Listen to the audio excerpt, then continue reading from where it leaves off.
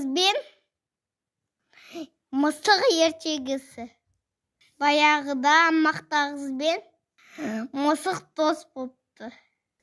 Бір күні мақта қыз үйін жинап жүріп, мүйіз тауып апты.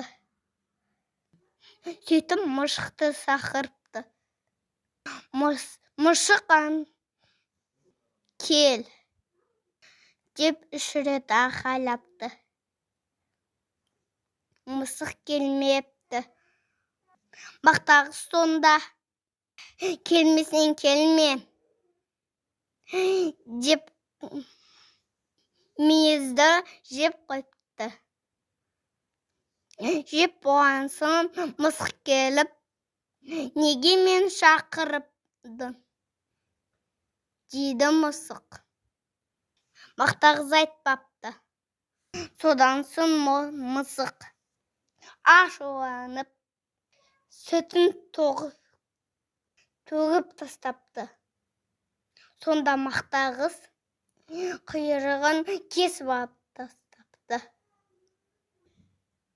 Мысық оған жалынып, апа, құйрығымды берші депті.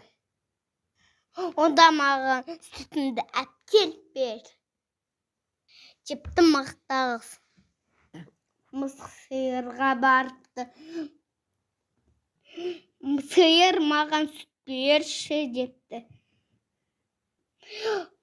Сөйтіп сиыр шөп бер депті. Мысық ағашқа барыпты. Ағаш маған шөп берші депті. Сонда ағаш, мен шөлдеп тұрмын. Су әпкеліп берсең, шөбімді беремін. Мысық суға бара жатса, андан қыз шықты. Маған су берші деп, қыз сағыз берші депті. Дүкеншіге барды. Дүкенші, маған сағыз берші, маған тұқым әпкеліп бер депті. Тауыққа барды. Тауық, маған тұқым берші. Тауық болса, маған дәм әпкеліп бер депті. Мысық неғылам деп барадса, үн қазып жатқан тышқан көріпті. Шап беріп тышқан ұстап апты. Жеп қоймай жатқан үйінде не бар екен? Айт! Депті мысық. Тышқан қорыққанына, үйімде бір тарық тамақ бар,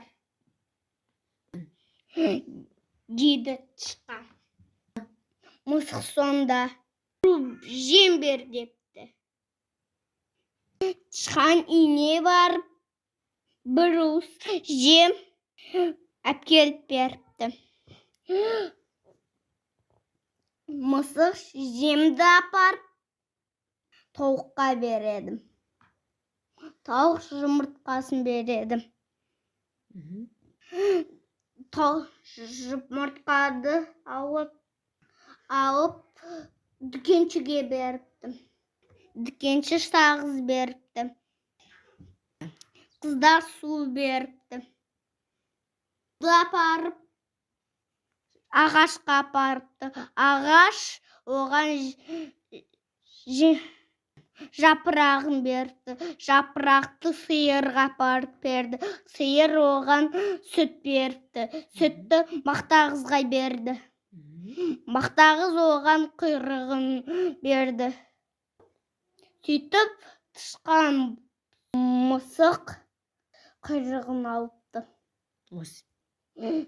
Осымен ертегіміз бітті.